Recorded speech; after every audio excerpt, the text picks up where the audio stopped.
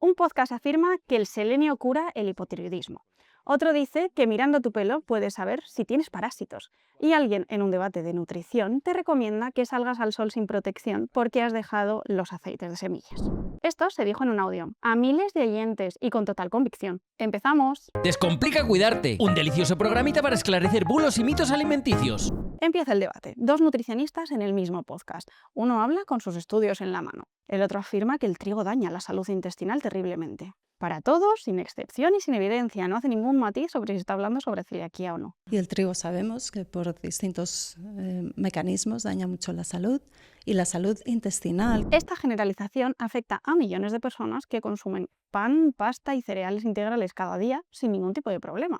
Está demostrado que el gluten, por supuesto que tiene un daño intestinal en personas con celiaquía o con sensibilidad no celíaca al gluten, pero esto es solamente el 1% de la población. Tanto la celiaquía como la sensibilidad al gluten no celíaca es una condición real, pero mucho más infrecuente de lo que los podcasts nos hacen creer. Para el resto de humanos, los cereales integrales de trigo son una fuente de fibra beneficiosa para nuestra microbiota, que también está muy de moda, y están asociados, en la evidencia científica, con menor riesgo cardiovascular y menor mortalidad por todas las causas. Satanizar un alimento de forma universal cuando el problema existe solo en una minoría no es divulgación, es meter miedo. Y el miedo vende un montón, pero no nos alimenta bien. Y pasamos del trigo, que supuestamente nos daña a todos, a la soja, que supuestamente tampoco es para nosotros. Vaya, no vamos a poder comer nada. Yo particularmente no trabajo ni recomiendo con las bebidas de soja, ¿vale? Pero porque no soy partidaria de tomar soja ni recomendar soja en población caucásica, o sea, dejemos la soja a los asiáticos, que es de ellos.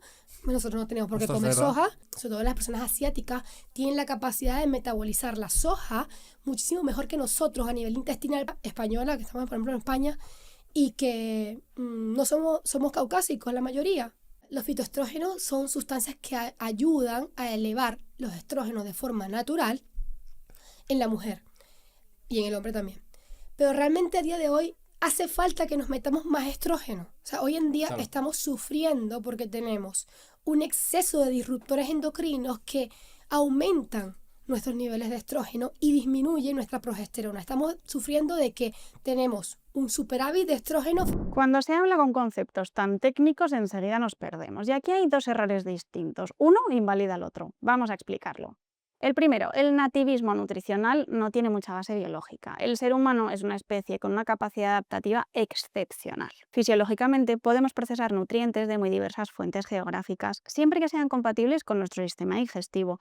Y la soja lo es, porque no deja de ser una legumbre. Además, una legumbre con proteínas de alta calidad y digestibilidad demostrada para cualquier ser humano. Si digerimos las lentejas, los garbanzos y las alubias, también podemos digerir la soja. Como os comentaba, el segundo error anula el primero. Primero se afirma que los caucásicos no absorbemos bien la soja porque nos faltan bacterias específicas.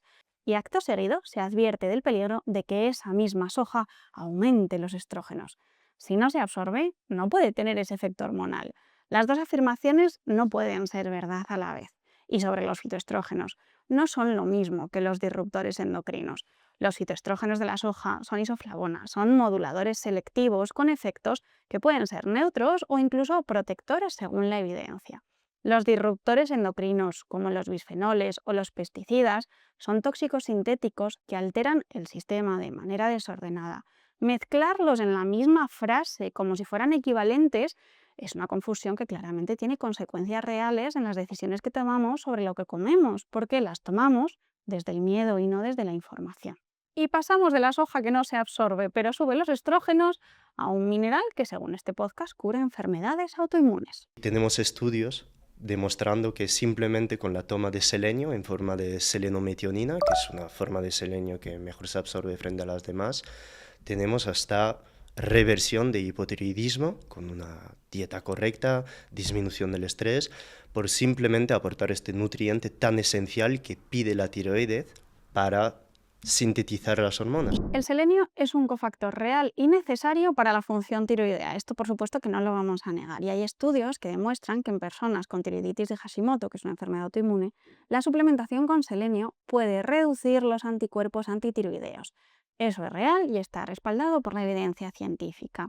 El problema es la palabra reversión, que no es del todo clara, porque parece que esto promete la cura. El hipotiroidismo es en el 90% de los casos una enfermedad autoinmune crónica. La suplementación con selenio es un apoyo, no una cura sustitutiva de la medicación hormonal. Presentarlo como una reversión posible simplemente con un mineral es una promesa que puede llevar a muchas personas a abandonar sus tratamientos farmacológicos o posponer esos tratamientos que realmente necesitan. Y pasamos del selenio que revierte el hipotiroidismo al pelo que lo sabe todo sobre ti. El pelo no se destruye, es un tejido que dura mucho tiempo. Entonces es un gran biomarcador de HAC que me puede indicar si tienes parásitos, si tienes hongos, si te falta alguna vitamina, si traes inflamación, si duermes bien, cómo están tus emociones. Puedo saber muchas cosas de ti. Ahí sale todo en el pelo. Todo. El análisis del cabello es una herramienta válida en toxicología forense. Se usa para detectar metales pesados o consumo de sustancias a largo plazo porque el pelo registra la exposición acumulada. Eso es real, pero vamos, esto de verlo así a simple vista... Lo que no existe es evidencia científica que respalde usar el folículo piloso para diagnosticar parásitos internos, hongos sistémicos o deficiencias vitamínicas de forma fiable. El cabello es tejido muerto. Factores como el ambiente, los tintes, el champú o el agua pueden alterar los resultados. Ningún consenso científico ni ninguna guía clínica reconoce el análisis del pelo como herramienta diagnóstica para ninguna de esas condiciones. Presentarlo como si fuera una confesión con esta frase de «ya no hace falta que te confieses» es exactamente el tipo de lenguaje que convierte una pseudodiagnosis en algo que suena a revelación, y las personas que lo escuchan pueden tomar decisiones de salud basadas en información que no tiene respaldo científico. Antes de continuar, si esto te está pareciendo tan increíble como a mí, deja un comentario con cuál te ha parecido la barbaridad más bestia hasta ahora. Además, si dejas un comentario en este vídeo, nos sigues en YouTube y en Instagram, entras en el sorteo de productos Ecocesta gratis hasta final de año. No sé qué estás esperando. Y quédate porque, como siempre, lo que viene no mejora. Pasamos del folículo piloso como herramienta diagnóstica a la crema solar que ya no necesitas, porque como has dejado los aceites de semillas... Cuando eliminas durante un tiempo los aceites vegetales de semilla y equilibras el ratio, de repente cuando sales al sol ya no te quemas. No existe evidencia clínica que demuestre que evitar los aceites de semillas, como los de girasol, maíz, colza, proporciona ningún tipo de protección frente a la radiación ultravioleta. La quemadura solar es un daño directo del ADN celular causado por los rayos UVB. Ese proceso no depende del perfil lipídico de tu dieta. Hay una línea de investigación científica que estudia si el ratio entre el omega 3 y el omega 6 que consumimos puede influir en la respuesta inflamatoria cutánea, pero eso no es lo mismo. Es decir, está siendo investigado, pero de ahí a decir que eliminando aceites de semillas ya no te quemas, hay una distancia enorme sin evidencia que la cruce, pero es que además ni siquiera es una hipótesis en estudio. El daño de esta recomendación es enorme. Sugerir que la dieta puede sustituir la protección solar mecánica o química aumenta directamente el riesgo de cáncer de piel. Y cerramos con el que quizás sea el mito más persistente en oncología alternativa. Si eliminas el azúcar, matas de hambre a las células cancerosas. Lo dice alguien con un altavoz, lo escuchan personas que están en un tratamiento oncológico y es falso de una forma que tiene consecuencias reales. Yo decía, pero el azúcar y el cáncer no van de la mano. Lo primero que tenemos que quitarle a una persona con cáncer es el azúcar y bajarle los carbohidratos al mínimo, ¿cierto? Porque las células cancerígenas se alimentan de azúcar. El efecto Warburg es real. Las células cancerosas consumen glucosa a gran velocidad como parte de su metabolismo acelerado. Eso es biología celular verificada. ¿Pero qué pasa aquí? Que como siempre hay un pero. El problema es la conclusión que se saca así de rápido. Todas las células del cuerpo, incluyendo las del cerebro, el corazón, el sistema inmunitario, necesitan glucosa para funcionar. No existe ningún mecanismo por el que eliminar el azúcar de la alimentación mate selectivamente a las células tumorales sin comprometer al paciente. Esas células acaban consiguiendo esa energía por otras vías. Cuando hay un déficit de glucosa, el cuerpo fabrica su propia glucosa a partir de proteínas y grasa mediante un proceso denominado gluconeogénesis. Y el daño concreto de esta recomendación es que las personas en tratamiento oncológico que siguen dietas muy restrictivas tienen peor estado nutricional, peor tolerancia a la quimioterapia y peores resultados. Es uno de los mitos más persistentes precisamente porque la lógica superficial parece funcionar, pero la superficie no es ciencia. Y pasamos del cáncer que se cura quitando el azúcar al azúcar más adictivo que la cocaína. El azúcar engancha más que algunas drogas. ¿Y cómo de malo crees o cómo de malo es el azúcar? Pues de entrada, y de nuevo como patóloga, el azúcar alimenta directamente la célula tumoral. O sea, el azúcar alimenta el cáncer. ¿Qué enfermedad nos asusta más probablemente que el cáncer? Claro. O quizá la enfermedad neurodegenerativa, el Alzheimer, y de nuevo, el azúcar daña el cerebro. El azúcar deprime directamente los niveles de testosterona y eso afecta a hombres y mujeres porque con ello se nos va la vitalidad, la fuerza, el empuje y, por supuesto, la salud muscular, la ósea, la salud de todo nuestro eje del estrés, las glándulas suprarrenales, es estar bien en la vida o no. El azúcar hace mucho daño. El origen de este mito son los estudios científicos de Hoebel y Avena publicados en el 2008. En ratas, por supuesto, a las que primero se les negaba la comida y cuando por fin tenían acceso al azúcar comían de forma compulsiva.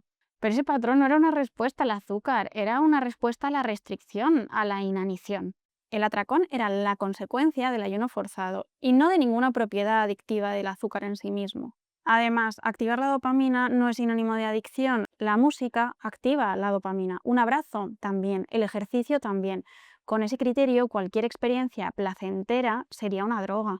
Y si aplicamos los criterios clínicos reales de dependencia, tolerancia, síndrome de abstinencia, pérdida de control, indiferencia con la vida cotidiana, el café cumple más criterios que el azúcar. Nadie está diciendo que el café sea más peligroso que la cocaína. No vamos a caer en el mismo discurso reduccionista. 7 casos, 7 afirmaciones con nombre de podcast y minuto exacto. Y por desgracia, hay un archivo considerablemente más largo. Si después de esto te apetece escuchar lo que la televisión le ha dicho a millones de oyentes sobre nutrición, como que el pimentón quema grasa, que no cenes el día de antes de Nochebuena, que la avena engorda como a los cerdos, eso está en este episodio, porque tampoco te lo vas a creer.